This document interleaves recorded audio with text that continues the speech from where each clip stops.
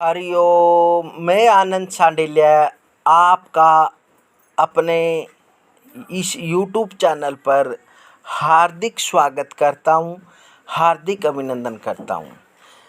दर्शकों, आज अजा प्रबोधनी एकादशी के बारे में जानेंगे कि इस व्रत की क्या विधियाँ हैं और इस व्रत को करने से किस प्रकार का पुण्य प्राप्त होता है और इस व्रत की क्या विधियाँ हैं, और साथ में अजा प्रबोधनी एकादशी की कथा भी बताएंगे।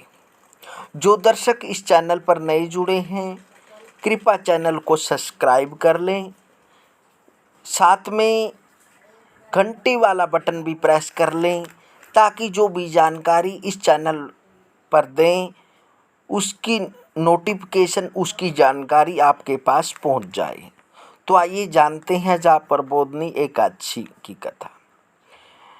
वैसे तो हर एकादशी अपने आप में बहुत महत्व रखती है, बहुत विशेष होती है।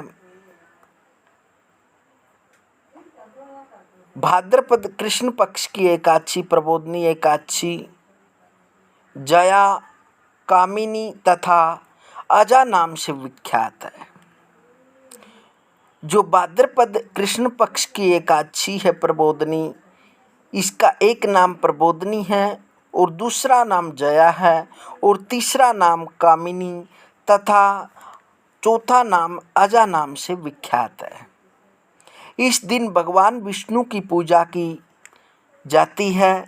रात्रि जागरण तथा व्रत करने से सारे पाप नष्ट हो जाते हैं। विशेषकर इस दिन स्नान आदि से निवृत्त होकर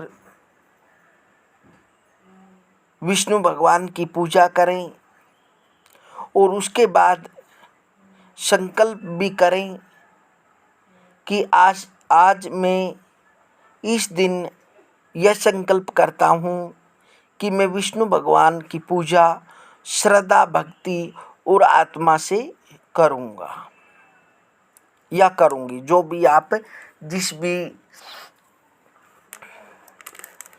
जो भी जातक व जाति का पुरुष स्त्री जो भी व्रत करती है वो अपना नाम गोत्र बोलकर इस प्रकार से आप संकल्प कर सकते हैं।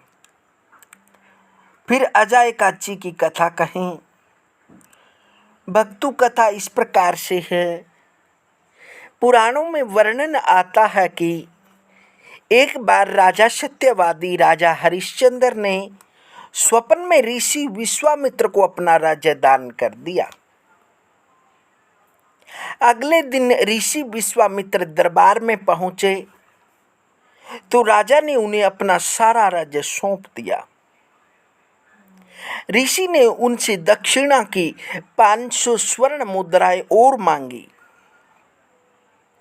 दक्षिणा चुकाने के लिए राजा को अपनी पत्नी एवं पुत्र तथा स्वयं को बेचना पड़ा। राजा हरिश्चंद्र को एक डोम ने खरीदा था।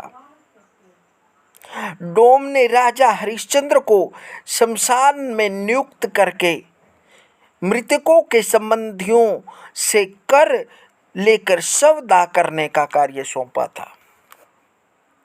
उनको जब यह कार्य करते हुए कई वर्ष बीत गए तो एक दिन अकस्मात उनकी गौतम ऋषि से भेंट हो गई।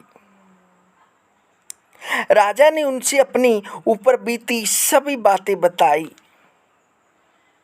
तो मुनि ने उन्हें इसी अजा एकादशी का व्रत करने की सलाह दी। राजा ने यह व्रत करना आरंभ कर दिया। इसी बीच उनके पुत्र रोहितास का सर्प के डसने से स्वर्गवास हो गया। जब उसकी माता अपने पुत्र को अंतिम संस्कार हेतु शमशान पर लाई तो राजा हरिश्चंद्र ने उसे शमशान का कर मांगा, परंतु उसके पास शमशान का कर चुकाने के लिए कुछ भी नहीं था। उसने चुनरी का आधा भाग देकर शमशान का कर चुकाया।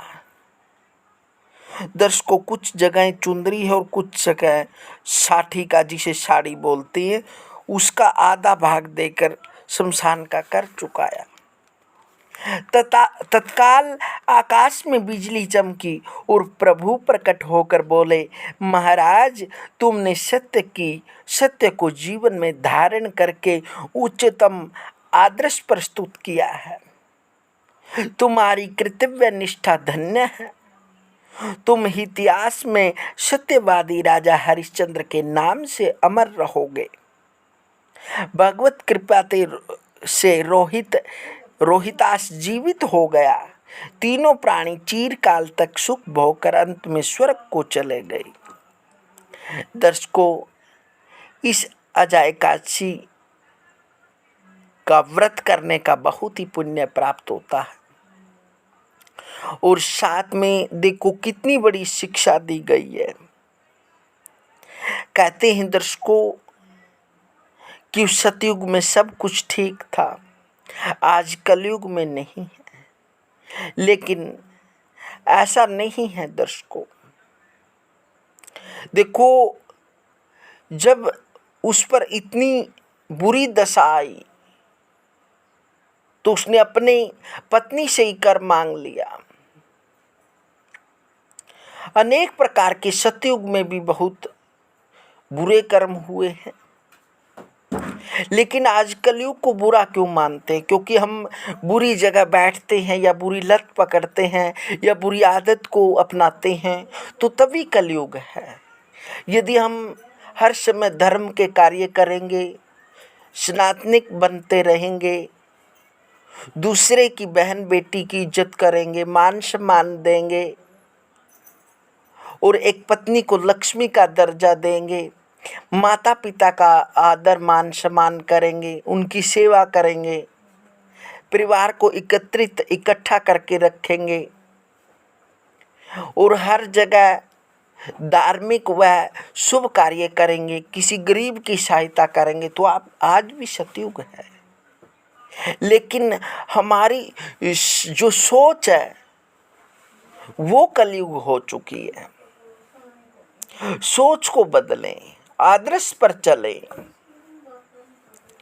संस्कारी बने और अपने बच्चों को भी संस्कार दें।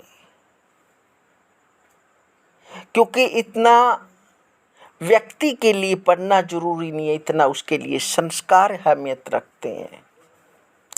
जब व्यक्ति को जानने लग जाता है और दूसरे की इज्जत करता है, तो समझ लो राम राज्य ही है, समझ लो ये सतयुग ही है, समझ लो ये द्वापर है, ये त्रेता है, कलयुग नहीं है।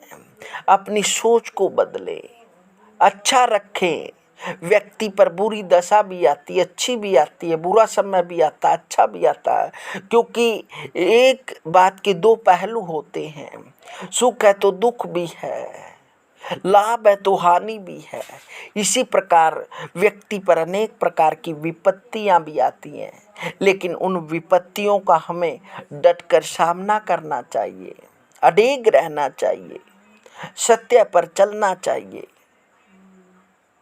व्यक्तित्व को व्यक्तित्व समझना चाहिए, इंसान को इंसान समझना चाहिए, हर व्यक्ति की इज्जत करनी चाहिए, सात्विकता में रहना चाहिए। ये व्यक्ति का धर्म है। दर्शकों, यह जानकारी आपको कैसे लगी कमेंट के माध्यम से ज़रूर बताएं। और यदि आप अपना सुझाव, कुछ बातें नहीं लिख सकते तो कम से कम हरिओम जरूर लिखें, क्योंकि हमारा कोई उद्देश्य इससे कोई लाभ प्राप्ति वाला नहीं है, लेकिन हम चाहते हैं कि आपका एक कमेंट, भगवान का नाम तो आपने लिखा, केवल दायित्व हमारा यही है। क्योंकि जो आप इस वीडियो को देखते हैं, आप भी हमारे परिवार के सदस्य ही हैं। हम नहीं चाहते कि आप को पुण्य प्राप्त ना हो, कम से कम आप, क्योंकि कई व्यक्ति ऐसे होते हैं उनके पास दान देने का सामर्थ्य नहीं होता और बीमारी के कारण वो व्रत नहीं रख सकते, लेकिन उनकी जो सोच होती है, उनका दिल होता है, जो उनका रुतबा होता है, जो उनकी अच्छी सोच होती है, लेकिन वो व्यक्ति कम से कम अपनी वाणी द्वारा, अपने विचारों द्वारा ये सेवा कर सकते हैं भगवान की। ये भी बहुत बड़ी सेवा है। हरिओम। मिलते हैं दर्शकों अगली वीडियो में, तब तक हरिओम।